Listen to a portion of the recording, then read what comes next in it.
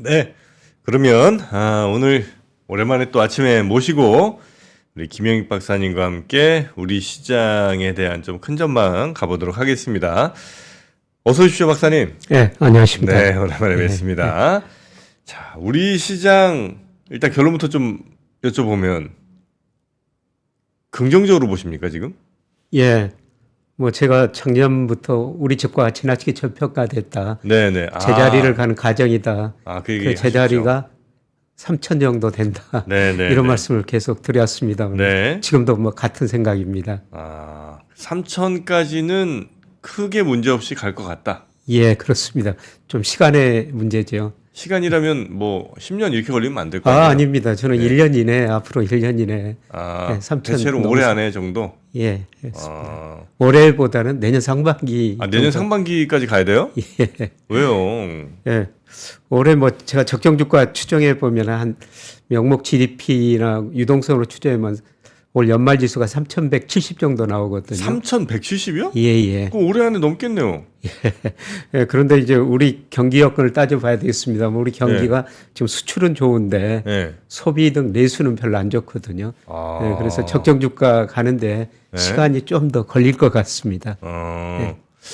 근데 여러분이 참 아직도 오해하고 계신 게 김영익 박사님은 뭐 항상 뭐 하락론을 얘기하신다든지 뭐 이렇게 원래 이제 그런 게 아니고 이제 시장에 맞게 이렇게 저렇게 이제 어떨 때는 하락, 어떨 때는 상승 뭐 이런 것들을 이제 늘 말씀하시는 거 아니겠습니까? 예, 제가 뭐 가지고 있는 데이터 모델에 의해서 뭐 좋을 때는 좋다고 말씀드리고요. 네. 뭐 3,300 갔을 때 그때는 좀 나쁘다고 말씀을 드렸던 거죠. 근데 이제 그런 것들이 너무 기억에 강하게 박혀 있으신가 봐. 그래서 아니 왜 이분이 상승을 얘기하냐 이제 이런 말씀도 하시는데 그냥 김영익 박사님은 특별히 상승을 선호하거나 하락을 선호하는 게 아니고 당연히 뭐 상승을 더 선호하긴 하시겠습니다만 그냥 나오는 데이터를 가지고 우리 김영익 박사님이 갖고 계신 여러 모델을 이제 돌려보시고 그래서 나오는 결론은 이제 우리한테 전해주시는 것뿐 그 이상 그 이하도 아니지 않습니까? 그렇죠? 예, 그렇습니다. 네. 뭐 일부 언론에서 저를 뭐 닥터둠 이런 식으로 뭐 2008년 제가 2020년 뭐 또 2021년 그 주가 3천 갔을 때 2,200 뭐 이런 말씀을 드려가지고 맞아요. 그런 기억이 많이 남아 있는 것 같습니다. 예, 그러나 저는 데이터에 따라 가지고 뭐 좋을 때는 좋다, 나쁠 때는 나쁘다 이렇게 좀 말씀을 계속 드리고 그때 있습니다. 이제 한 3천쯤에서 아마 그 얘기하셨었나요? 3,300 갔을 때요. 2021년 5월이었죠. 그때 이제 2,200 이야기를 해가지고 참 욕을 많이 얻어먹었습니다. 그때 기억들이 남아 있는 것 같습니다. 심지어는 김영익 박사님 때문에 떨어졌다는 사람들도 있으니까. 뭐 저 때문에 떨어졌겠습니까? 주가라는 건 시장이 결정하니까요. 네네. 그래서 실제 그때 얼마까지 떨어졌죠? 2,135까지 떨어졌습니다. 저점이. 예. 그렇습니까? 예. 자, 그래서 하여튼 뭐 예전에 뭐 잘 맞췄다 이게 문제가 아니고 지금 현재 김영익 박사님이 어떻게 시장을 보고 계신가 그걸 다시 한번 좀 여쭤보도록 하겠습니다. 일단 1년 내에 3천은 뭐 문제 없이 갈 것 같고 그다음에 그 모델링을 통해서 답을 구해보면 연말에 3,170쯤이 적정한 수준으로 보이나 아마 그 사이에 우리의 경기의 문제가 조금 발목을 잡을 수는 있겠다. 이 정도 결론이신가요? 예, 그렇습니다. 예를 들어서 그러면 3,170까지 갈 수 있는 근거랑 그 발목을 잡고 있는 그 3,170까지 가기 어렵게 만드는 요소들은 뭐입니까? 예, 우선 우리 경기가 저는 확정면에 서서히 접어들고 있지 않느냐. 그렇게 생각해요. 뭐 통계청에서 기존 순환이라는 걸 발표하는데요. 구체적으로 경기 정점이 몇 년 몇 월이었다, 저점이 몇 년 몇 월이었다. 이걸 발표하는데요.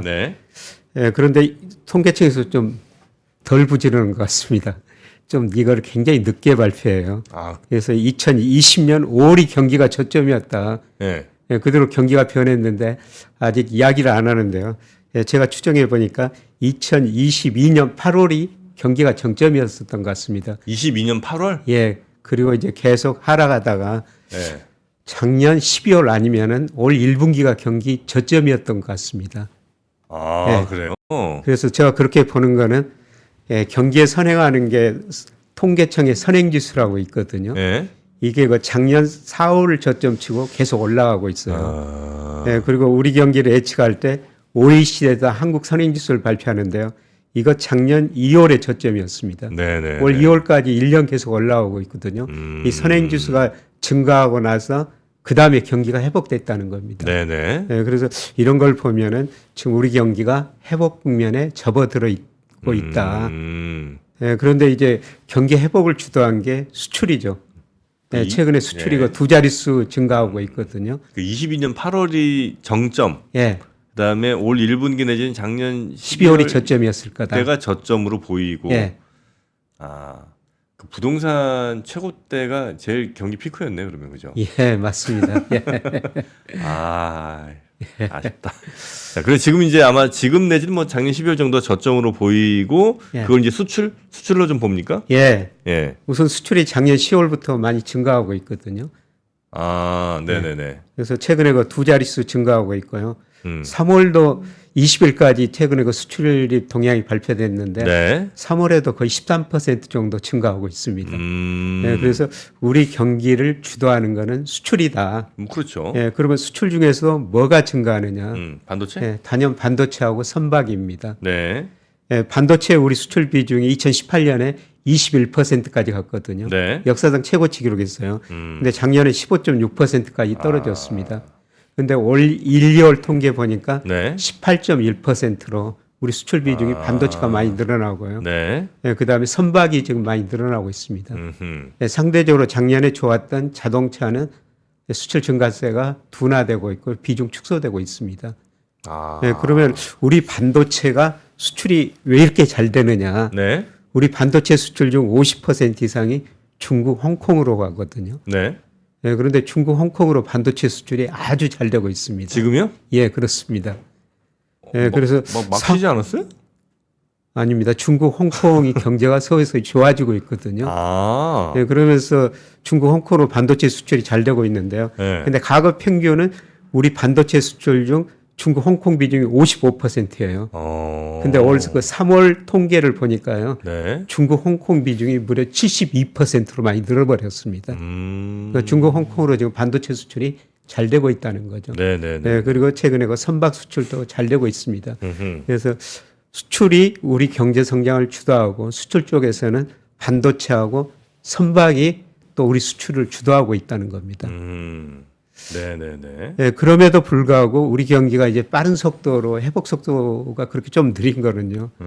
늘 이야기가 나오지만 가계부채가 너무 높습니다. 네. 네, 그래서 소비 증가세는 굉장히 이거 둔화되고 있어요. 그러니까 전체적으로 우리 GDP에서 소비가 차지하는 비 46%, 네. 미국은 69%고 일본 56%인데요. 네. 46%를 차지하고 있는 소비 증가세가 지금 미미하기 때문에 우리 경제 회복 속도가 느리죠. 네. 그래서 제가 아까 적정 주가를 연말에 그 명목 GDP가 3,170 정도 된다고 그랬습니다만 거기에 소비 수출은 증가하고 있는데 소비 증가세가 뭐 조금 더 느리기 때문에 네. 거기 가는데 좀 시간이 걸릴 거라는 겁니다. 결국은 간다는 겁니다. 네네네. 네. 그래서 이제 수출은 잘 되면 당연히 이제 우리 주가에도 뭐 긍정적으로 영향을 미칠 테니. 예, 그렇습니다. 네. 그러면 그 수출 잘 되는 주가들 위주로 주가도 올라가겠군요. 예, 그렇죠. 저는 우리 수출을 보고 뭐 주시장도 평가하는데요. 네. 수출 비중이 상대적으로 올라갈 때 그때 그 업종이 좋다는 겁니다. 뭐 어쩔 수 없네요, 이거는. 네. 네. 그 지금 현재 우리나라 그 수출 기업들 가운데 이제 조선과 반도체는 꽤 괜찮아지고 있고 예. 자동차는 약간 조금 주춤? 예, 정도로. 증가세가 둔화되고 있고요. 3월 보니까 20일까지 통계가 자동차는 작년에 정말 잘 돼가지고 네. 작년에 너무 높았기 때문에 아. 3월 들어서는 지금 수출 증가율이 마이너스로 돌아서고 있습니다. 네네네네. 그러면 이제 혹시 내수 쪽은 뭐 괜찮은 게 좀 있나요? 예, 내수는 조금 더 부진한 것 같습니다. 수출이 좋은 거에 비해서 내수는 또 더 안 좋아요? 예, 예. 왜냐하면 우리 가계부채가 높고요. 네. 예, 그리고 어제 한국은행에서 소비자 심리지수라는 걸 발표했는데 네. 이 소비자 심리지수라는 거는 거의 주가하고 같은 방향으로 움직이거든요. 근데 3월에 주가가 올랐는데도 불구하고 3월 그 우리 가게들의 소비 심리는 조금 위축됐어요. 아, 소비자 심리 지수랑 대체로 주가는 같이 가요? 네, 거의 같은 방향으로 갑니다. 아. 네, 그런데 미국도 그렇고 우리나라도 그렇고요. 네. 미국도 어제 컨퍼런스 보드 소비자 심리지수, 신뢰지수 이런 걸 발표했는데요. 네. 미국 주가도 많이 올랐었거든요. 네. 네, 그런데 오히려 미국 소비 심리도 위축됐어요. 우리나라는 가계부채가 많고요. 미국 소비 심리가 위축된 거는 예, 미국 실업률이 최근에 좀 올라가고 있고요. 네. 예, 그다음에 미국 가계가 그동안 돈을 너무 많이 써가지고 이제 쓸 돈이 별로 없구나. 없어요. 저축률이 낮아졌다는 거죠. 네네네. 예, 그래서 최근에 우리나라나 미국이나 주가는 올랐는데 과거 같으면 주가가 오르면 소비 심리가 개선되거든요. 네. 근데 우리나라나 미국이나 소비 심리가 개선됐다는 거는 소비는 별로 안 좋다는 겁니다. 네네네네. 그 우리나라 그러니까 소비자들의 소비 심리가 안 좋아지면 예. 그게 대체로 주가랑 동행을 해야 아니면 좀 먼저 가야 아니면 주가 좀 뒤로 가요? 예, 주가가 보통 좀 선행하거든요. 아, 주가가 조금 더 예. 앞에 가요? 예, 주가 선행하는데도 불구하고 3월에는 네. 뭐 주가 이렇게 올랐는데도 소비 심리가 조금 낮아진 거는 네. 예, 그만큼 우리 가게가 좀 먹고 살기가 힘들다는 겁니다. 그래서 최근에 우리 가게가 먹고 살기 힘든다는 게 여러 가지 통계가 아, 나오는데 물가가 또 너무 비싸고 하니까 우리 저 물가도 비싸고 네. 실질 소득이 늘지 않아요? 늘지 않았고요. 아, 예, 그다음에 최근에 보니까 우리가 가계 자산배 보니까 가계가 금융자산이 있으면은 은행금 들고 보험 연금 들고 그다음에 주식 채권 하는데요. 보험 연금 비중이 많이 감소하고 있어요. 작년에 보니까 1월에서 12월까지 네. 우리 저 국민들이 보험을 그 42조 원이나 해야겠더라고요. 보험 해약하면 거의 다 손해죠. 당연히 손해죠. 예. 근데 근데도 그게 해약한다는 급하니까 해약을 거는 하신 건데. 예. 그만큼 쓸 돈이 없으니까 예, 보험까지 해약한다는 겁니다. 네네네. 예, 그래서 우리 저 경제 계속 말씀드립니다만은 네. 예, 지금 수출은 잘 되고 있는데 네. 예, 가계가 부채가 많고 쓸 돈이 별로 없어가지고 소비 때문에 우리 경제 성장 속도가 네네. 좀 느리다는 겁니다. 그래서 물론 제가 예. 예. 보험 좀 막 가입하지 마시라고 제가 늘 말씀드리는데. 보험이요. 아니, 미래를 대비해서 불확실성 대해서 아니 그거 가입은 해야 되죠. 아니 그러니까 뭐 아는 사람 뭐 또 뭐 어쩔 수 없이 가입해야 되는 것들이 지금 경우들이 좀 많이 있지 않습니까? 예. 그래서 하다 보면 결국 보장되는 건 하나면 되는데도 뭐 이것저것 가입해갖고 아이 그래 어차피 뭐 저축하는 셈 치고 하지 뭐 이런 경우 되게 많으신데 그게 되게 위험한 게 바로 이런 그러니까 갑자기 이제 소득이 어디에서 약간 뭐 크레바스가 생기거나 조금 줄어들거나 했을 때 혹은 갑자기 나가야 될 돈이 생길 때 이 보험을 해약하게 되면 예, 그럴 경우가 있죠. 예, 뭐 손해가 좀 꽤 나기도 하잖아요. 거의 다 손해죠. 그러니까 이거에 대한 리스크를 잘 생각을 안 하시는 것 같더라고요. 예. 그냥 넣어두면 언젠간 뭐 내 돈이니까 뭐 뭔 일 터지면 뭐 잘 보장해 주는 거고 안 터져도 나중에 다 돌려받는 이런 쪽으로 생각하시는데 예, 그래서 오히려 차라리 그냥 보장성 높은 예, 그런 것들은 뭐 하셔도 좋은 좀 뭐 어쩔 수 없이 이제 하시는 게 뭐 한 방법일 수 있겠으나 너무 마치 저축처럼 생각하시지 않으면 좋겠다. 저는 이제 늘 그렇게 말씀을 좀 예. 드렸거든요. 미래 위험 대비로 보험 가입하셔야죠. 네네네.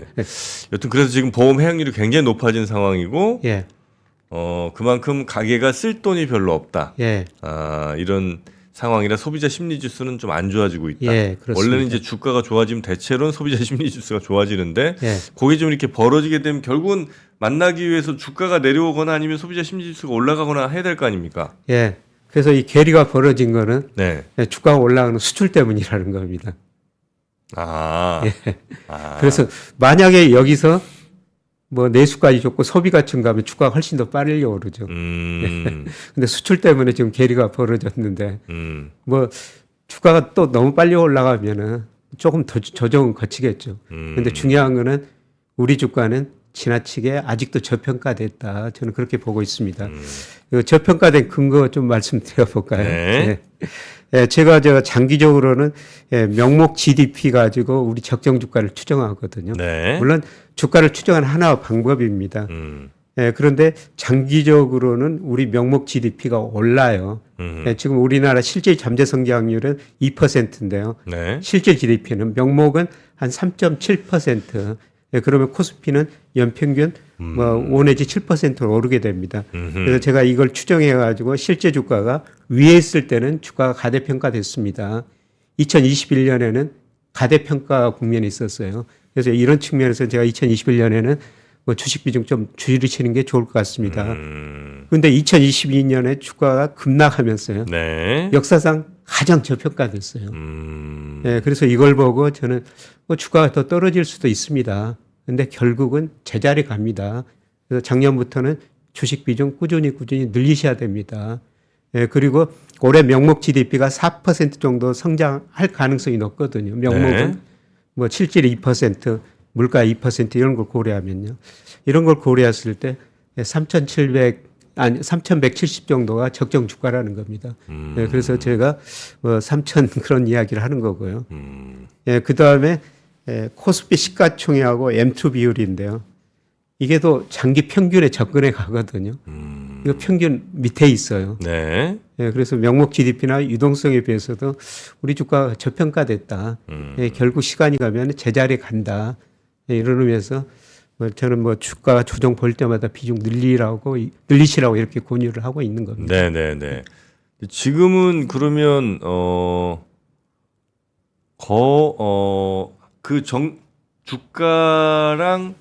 주가가 이제 명목 GDP 방향으로 이제 쭉 가고 있는 상황이라는 거죠? 예, 그렇습니다. 중간쯤에 있는 거죠? 예, 적정 주가 수준으로 예. 가고 있는 과정이라는 겁니다. 물론 중간에 뭐 올별로는 뭐 당장 4월에 좀 조정을 보일 수가 있는데요. 네, 네, 네. 예, 올라가다가 뭐 잠깐 조정을 보일 수가 있죠. 근데 추세는 여기에 가는 과정이라는 겁니다. 네, 네, 네. 그리고 또 주가에 영향을 많이 미치는 게 얼마나 돈이 풀렸냐 이런 것도 좀 봐야 되는 거 아닙니까? 예, 그렇습니다. 네. 예, 그래서 M2 유동성 가지고 따지는데요. 네. M2가 대표적인 유동성 지표거든요. 네. 이게 그 2005년부터 코스피 시가총액이 M2에 차지하는 비중이 평균이 58%였습니다. 그런데 2023년 2월에 이제 코스피가 많이 떨어질 때 50까지 떨어졌거든요.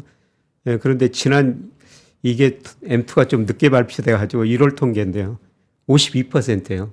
과거 평균보다 낮다는 거죠. 그러니까 전체 M2 전체 통화량이 100이면 그 중에 대략 한 58 정도가 전체 시총이었어요. 예, 예. 예, 평균 내보면 예, 그 정도는 가야 된다. 네, 당연히 이제 그보다 높을 때도 많고 낮을 때도 많은데 대충 평균이 그 정도인데 지금 현재는 전체 유동성 대비 전체 시총 우리나라 전체 시총이 한 52쯤 된다. 예, 예. 그러니 그 평균을 찾아가려면 적어도 이보단 좀 높아져야 되는 게 맞는 것 같다. 그렇죠. 네. 예. 최소한 평균은 가야 된다는 겁니다. 네, 네, 네. 그리고 이제 조금 더 좋으면은 늘 저 평균을 또 넘어설 수도 있죠. 예, 그런데 지금은 평균에 가는 과정이라는 겁니다. 네, 네, 네, 네. 지금 한 23년, 22년 뭐 이렇게 쭉 한 예년들을 보면 2017년 이후로 물론 이제 이건 약간 좀 제가 왜곡해서 보는 것 같긴 한데 평균보다 올라가 있던 시절보다 평균보다 내려가 있던 시절이 더 긴 것 같은데 예. 그래서 약간 좀 그러니까 이런 거죠. 평균보다 올라갈 때 많이 올라가는데 대신 내려갈 때는 조금 내려갈 때 대신 좀 오래 내려가면 예.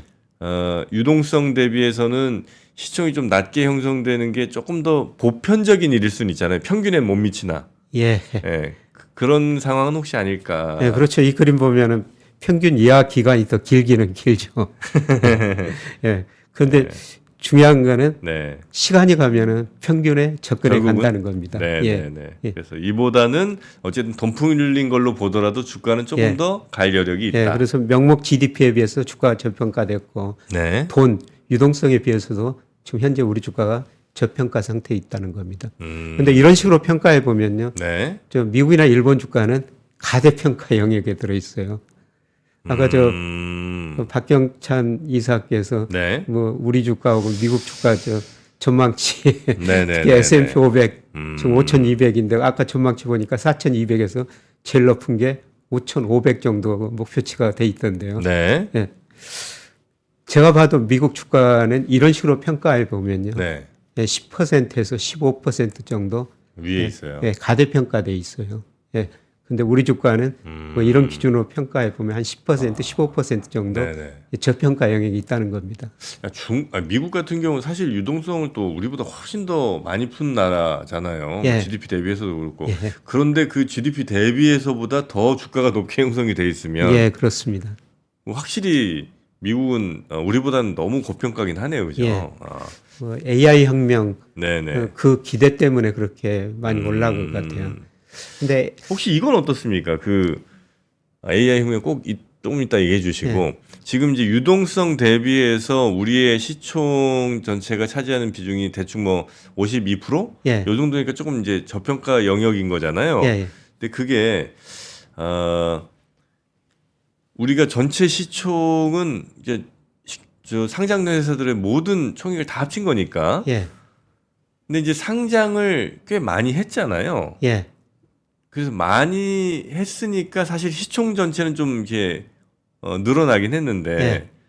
그러나 많이 새로운 친구들이 들어오면서 또 안 좋은 친구들이 다 퇴출이 좀 많이 됐었어야 되는데 그렇지 않고 그냥 전체적으로 다 이렇게 많이 무겁게들 많이 가고 있으면 그러면 지수는 못 올라가지만 시총 전체는 조금 큰 예. 그래서 52라는 숫자보다 오히려 더 저평가되어 있는 예.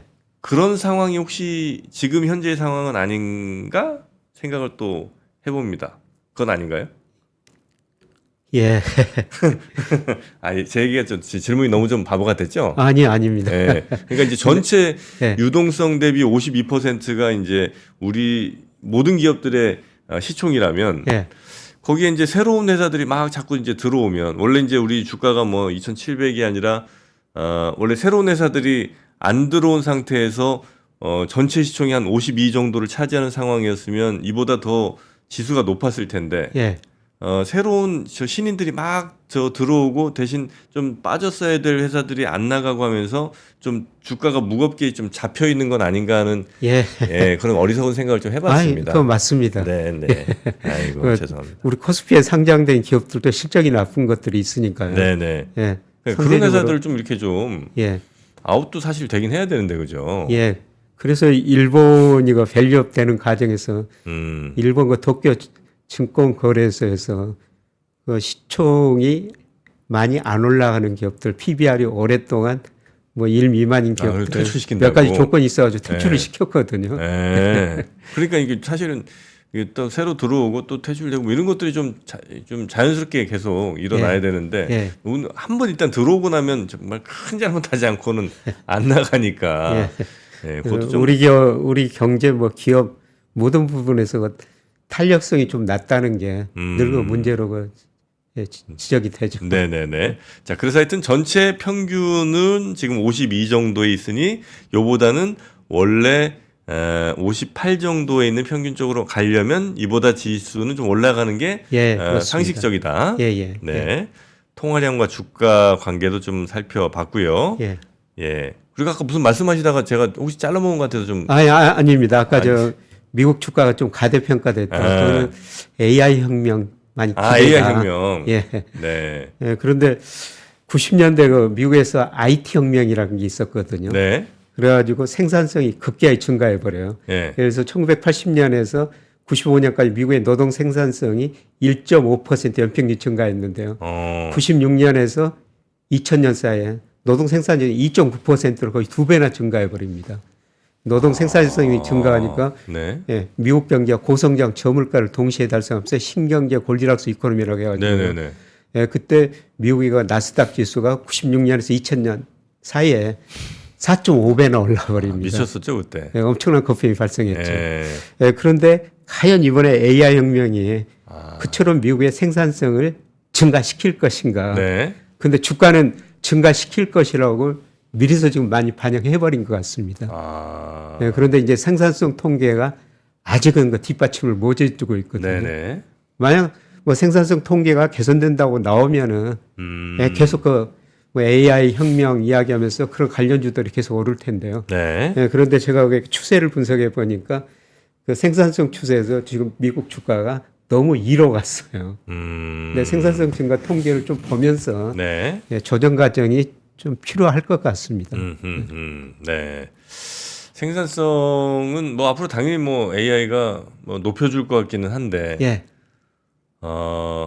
높여주는 만큼 새로운 일자리들도 많이 생겨서 이제 같이 높여주면 너무 좋을 것 같은데 그럴 가능성은 좀 약간 낮아 보이고 예. 일자리는 많이 준 상태에서 남은 일자리들의 생산성을 높여주는 거는 전체 경제나 여기에 도움이 좀 그만큼 되나 하는 생각이 또 들기도 예. 합니다. 네. 그래서 그런 통계가 지금 좀 나와줘야 되는데 아직은 네. 안 나오고요. 네. 작년에 미국의 노동 생산성 증가율이 1.4%밖에 안 됩니다.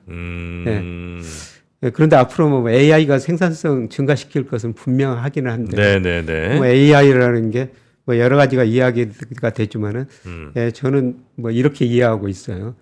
보다 성능이 좋은 컴퓨터에 인간의 지능을 심어가지고 네. 생산성, 효율성을 네. 훨씬 높이는 게 AI다. 네. 예, 예, 그리고 뭐 로봇 같은 데다 인간 지능을 심어가지고 로봇이 많은 일을 하겠죠. 네. 예, 그러면서 전체적으로 생산성은 높아질 텐데요. 높아지겠죠? 예, 그런데 아직까지는 그런 생산성 증가 통계를 제가 찾아볼 수가 없거든요.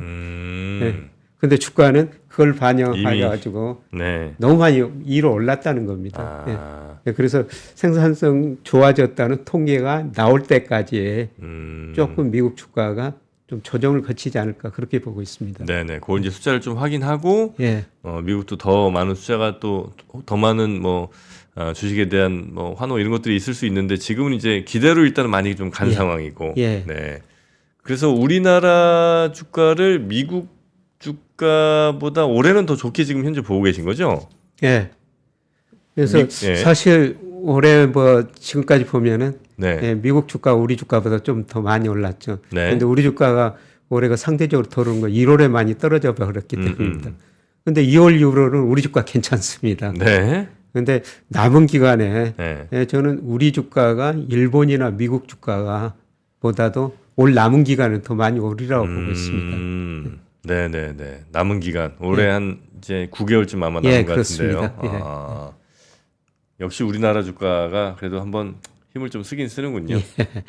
거기다 뭐 네. 우리 정부도 기업 밸류업하고 뭐 기업도 조금 변하고 있는 것 같고요. 아, 그것도 영향이 좀 있을까요? 예, 투자자들도 좀 변하고 있죠. 네. 예, 이 그림이 저 주주 환원율인데 지난 네. 10년 평균인데 미국은 92%, 중국 32%, 우리 29%거든요. 야, 우리가 중국보다 낮습니다. 너무한다 진짜. 근데 이렇게 낮다는 의미는 뭐냐면은 올라갈 여지가 많죠. 있다는 아, 겁니다. 그렇죠, 그렇죠. 예, 미국은 92%, 네. 더 올라갈 여지가 별로 없는 건데요. 아. 우리는 올라갈 여지가 있다는 겁니다. 네네. 최근에 보니까 정부도 유도하고 예, 기업도 생각이 조금씩 바뀌는 것 같고요. 예, 그다음에 중요한 거는 투자자들이 많이 변하고 있지 않습니까? 네네네. 그래서 주총하는 모습 보면은 변하고 있거든요. 음. 예, 제가 어떤 주총에 갔더니요. 네. 한 분이 지방에서 올라오셔가지고 네. 뭐 주주 발언을 하시는데 네. 그 회사 그 CF한테 당신 자사주 가지고 있습니까? 물어보시더라고요. 없습니다. 그랬더니 그 자리에 손 내주더라고요. CF가 누구예요? CF 그 회사 CF. 아, CF 재무 책임자한테. 네, 재무 책임자. 아, 너는 이 회사 주가는 뭐 얼마나 주식 얼마나 갖고 있냐 했더니 자기 회사 주식 가지고 있느냐? 그랬더니 없어요. 그래. 아니 네. 이 양반아, 자기 회사 주식도 없는 사람 지금 CF를 하고 앉아 있어? 이렇게 네. 혼냈다. 그러니까 내일 당장 사겠습니다. 내일 당장 사겠습니다. 뭐 이건 하나 사례인데요. 아, 뭐 그만큼 삼성전자 이제 주총 같은 데도 네. 주주들의 그 발언권이 굉장히 아. 많아지면서 많이 변하고 있지 아, 않습니까? 그러니까 주주들의 태도가 과거와는 확실히 많이 달라졌죠. 예, 그리고 일부 그 자산운용사도 뭐 배당 높여달라 이런 거 많이 요구를 하고 일부 회사들이 거기에 응하고 있더라고요. 네, 네, 네. 예, 그래서 우리가 낮으니까 저는 개선될 여지가 있다고 보고 있습니다. 네. 그 코스피 기업들도 있고 코스닥도 그러니까 코스피 지수는 한 3천 정도 보시는 것 같고요. 예. 코스닥은 혹시 어떻습니까? 뭐 같은 비율로 올라갈 거라고 보고 그렇습니까? 있습니다. 예. 네. 아, 올해 코스닥- 들어와서 지금 코스피보다는 코스닥이 좀 상승률이 높거든요. 네. 근데 뭐 주가가 올라갈 때는 또 코스닥이 탄력성이 더 크죠.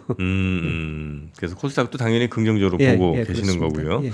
여기에는 뭐 우리나라 기업이 저평가된 부분들 또 올라갈 여력이 좀 더 있다는 것, 또 우리 주주 환율이 낮은 상황에서 정부가 좀 약간 푸시를 또 하고 있다는 여러 등등 또 우리의 유동성 이런 것들 종합적으로 볼 때 예. 상승 여력이 우리나라가 꽤 있고 미국보다는 아마 남은 기간은 훨씬 더 좋은 퍼포먼스를 보일 것이다. 예, 그렇습니다. 네. 어디로 그럼 주식에 또 뭡니까 뭐 채권에 뭐 또 예금 뭐 이런 거 이렇게 비중을 지금 적정한 비중으로 개인 투자 입장에서 해본다면 몇 퍼센트 정도씩 나누면 좋을까요? 예, 이 표가 좀 수치가 많이 있습니다만, 네. 예, 그동안 우리 그 가계 자금이 현금 및 예금 주로 은행 예금으로 많이 들어갔어요. 네. 예, 아까 말씀드린 것처럼 보험은 비중 많이 줄어들고 금액 자체도 그 줄어들었다는 거죠. 음흠. 예, 제가 그 작년부터 말씀드린 거는 은행 예금 너무 높다. 은행금 줄이고 채권을 사시든지 주식을 사시든지 채권 주식도 저평가돼 있다는 겁니다. 그래서 계속 그 주식이 저평가돼 있다 이런 말씀을 드렸습니다만은 예, 그다음에 저는 우리 금리도 10년 국채 수익률이 4.6%에서 3.4%까지 떨어졌어요. 네. 그런데 이것도 금리가 아직 저는 높다고 생각하고 있습니다. 아, 예, 갈수록 우리 잠재 성장률 2%고요. 네. 물가 상승 3%지만은 올 연말 가면 2% 초반으로 떨어지고 내년에 2% 이하로 떨어지리라고 보고 있습니다. 예, 그러면은 채권 수익률도 더 떨어진다. 네네. 예, 그래서 지금은 은행예금 비중 줄이고 주식이나 채권 비중을 늘리는 시기다. 지금은 예, 계속 이런 말씀을 드리고 있습니다. 네네네. 아, 은행 예금은 좀 줄이고 채권 이건 이제 전체적으로 보면 우리나라가 아직은 좀 개인 투자자들이 은행 쪽에 돈을 많이 좀 넣어놓고 계신 모양이군요. 예, 지금 우리나라 개인들이 한 5,073조 작년 3분기 기준인데요. 뭐 47.5%를 은행 및 그래요? 예금. 미국은 이게 12%입니다. 미국은 주식 비중이 52%고요. 미국 정도 해서는 안 되죠. 예, 그런데 제가 보기에는 은행 예금 비중이 너무 높다는 높다. 겁니다. 네. 예, 그리고 제가 작년부터 말씀드린 거는 은행 예금 가입하시려면은 네. 차라리 은행주를 사가지고 배당을 받으시는 게 오히려 더 나을 것 낫다. 같습니다. 아, 지금 은행의 배당 수익률이 이자보다도 은행 예금보다 금리보다 더 높거든요. 근데 은행 샀다가 떨어지면 어떻게? 예, 떨어질 수가 있는데요. 네. 예, 그런데 지금 올라봤자 은행 PBR이 0.55 정도 되더라고요. 아, 그다음에 PR 뭐 5배, 6배. 여기서 크게 더 떨어질 거보다는 지금 차라리 올라봤자 이거 정도라는 겁니다. 예. 예, 지나치게 낮다는 거죠. 네, 여기서 네, 크게 떨어질 가능성은 없다는 겁니다. 그래서 만약에 배당도 받으면서 만약에 주가 상승까지 이어지면 훨씬 더 예. 플러스 되는 거니까 예, 그렇습니다. 네. 예. 그렇게 자산을 여러분도 관리하실 때 좀 그 정도 비중으로 한번 해보시면 어떨까. 예. 그리고 지금은 예금을 늘릴 때는 분명히 좀 아닌 것 같다는 예. 말씀까지 주셨습니다.